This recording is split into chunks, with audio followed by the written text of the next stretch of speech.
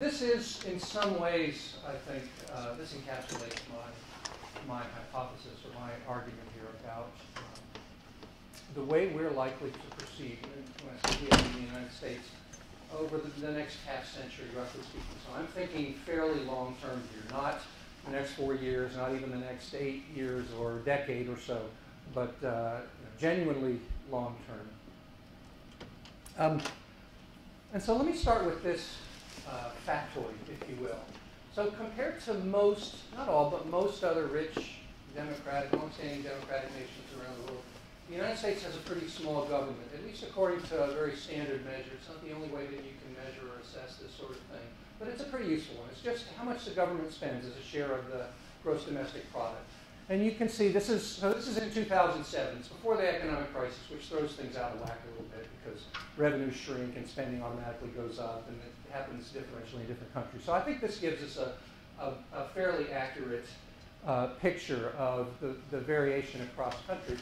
And you can see that by now, by the late 2000s, all these rich countries, this is 19 besides us, we're all at 35% or more, so a third or more of GDP. That's much higher than most of the rest of the world, not all, but most. But within this group of countries that have been rich for a pretty long time, have been democratic for quite a long time, we're down near the bottom at about 37%, and the top ones are up at or above 50%. A few of those were even higher a decade or so ago.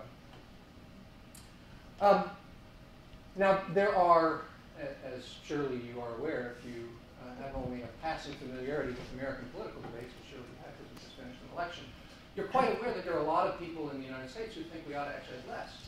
The government should shrink. And in some ways, that's been the framing of the debate over the last couple of years, partly, if not largely, because of concern about the deficit and the debt, but there are others who think we should have smaller government, irrespective of concerns about government deficits and debt.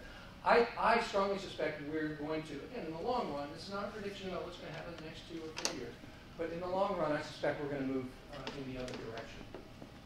And so part of the reason for this is well known and widely acknowledged or accepted. This is simple demographics coupled with a couple of policy commitments that we've made and are very unlikely to seriously cut back on. We will cut back a little bit. There will be some adjustments to Social Security and to Medicare, mostly in terms of the rate of growth of spending of these programs, not actual cutbacks in the levels of spending. But so we'll probably raise the retirement age a little bit. We'll probably increase the cap on how much of wages are subject to the Social Security payroll tax.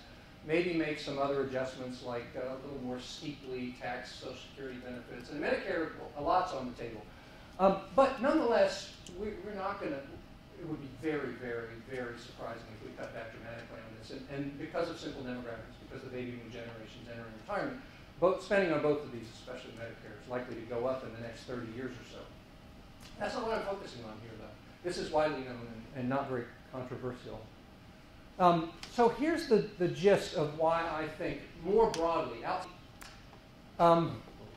Okay, so I already said I think there are these 3 key problems: economic insecurity, inadequate opportunity, especially for kids who grow up in low-income families now. More than gender and even more than race, I think this is a major source of unequal and inadequate opportunity in America these days. And then there's this problem of slow income growth for people in the middle and below, so the broad middle class and the poor. I think we increasingly know, that is to say scientists, social scientists know, policymakers don't necessarily agree, and there's plenty of disagreement among social scientists too, but our experience here in the last 100 years, especially the last 80 years, and an accumulation of experience abroad among some of those rich, long-standing democratic countries suggests to us that government programs can help address these problems, and do so without all kinds of other nefarious consequences that are often asserted or hypothesized. Now, policymakers do lots of things, but one of the things that they do is try to solve problems. Sometimes that's self-interested, sometimes it's for the broader good, sometimes it's for a mix of those and other motivations, but they do try to solve problems. This has always been the case, but I suspect in part because our evidence base is accumulating, it is growing, and it's become more broadly disseminated, so policymakers are now more aware of exactly how things work in some other countries, and better aware of how things have worked here in the past and what the consequences have or haven't been. I think that evidence and reason have always and will increasingly lead some policymakers to push for new government programs, again, based on what we know about their effectiveness in dealing with these types of problems. And also expansion of some existing social programs. Most of the time, nothing will happen when they make these proposals, but occasionally they succeed. Occasionally they become law. I don't have a hypothesis about how to systematically explain when or why. I think of this in the American context very much as largely a stochastic or probabilistic process. Sometimes things come together, and most of the time they don't. But sometimes things do get passed. That's the lesson in the last 80 years. And very importantly, when they do get passed, they almost always stick. For two main reasons, which I'll come back to. One is that Americans tend to like them. Even if we have this abstract or general aversion to big government, we like an awful lot of what government does, especially in the area of social policy. Once the programs are put into place, when they're just proposals, we have no clue whether we like them or not. And our instinctive, collectively, our instinctive reaction is to say, I'm not so sure, maybe I don't want that, especially if it comes with higher taxes. But once it's in place, and you see that it's working pretty well, AFPC was the one big exception. I'll come back to that in a little bit. And then the other reason, apart from public opinion, is our extensive veto points. So our national political system has a ton of what political scientists call veto points.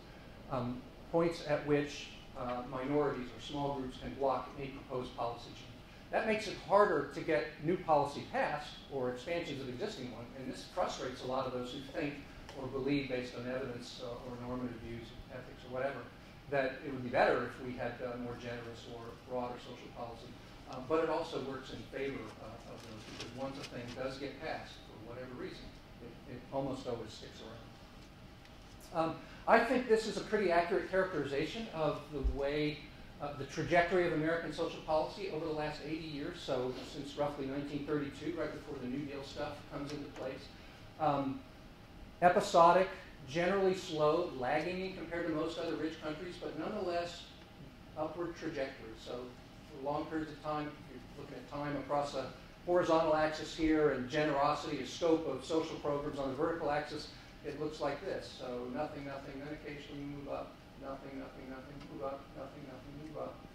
We almost never go back down at all. So it's this sort of slow, very sporadic ratcheting upward of the size and scope of government involvement in this area of social policy.